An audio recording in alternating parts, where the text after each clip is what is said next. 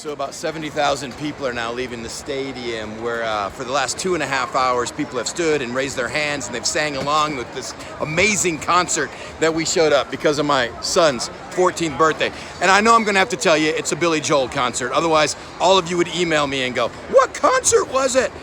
And it got me thinking, what gets 70,000 people to stand and raise their hands and to sing along for 2.5 hours?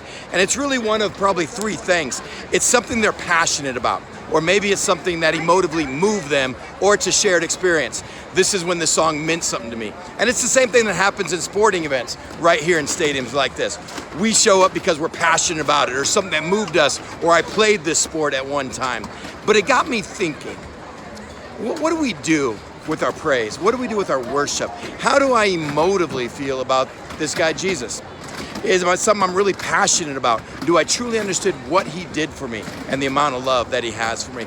Is it something that emotions, because if I have to go back and remind myself of what I truly deserved and earned, and in spite of that, these two things called grace and mercy that grant me this salvation that he paid a price for, or shared experience?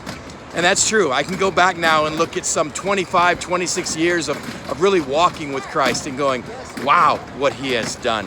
It's one of these three things I draw on just to raise my hands, not because of actually what he's done for me, but simply who he is and his worth. So simply something to think about. In a stadium that's emptying, where some 70,000 people for 2.5 hours stood and raised hands and applauded and sang for a guy who's an incredible musician, an incredible lyricist, but someone who is far, far from the glory that we should be giving our Savior. What brings you to worship? Or maybe if you don't, ask yourself the question, why not? Am I really not that passionate about him? Do I not have a shared experience because of what he's done? Is there no emotion in who he is and the price that's paid for me? Just random thoughts from a concert that's emptying out. Have a great daily dose and a great day.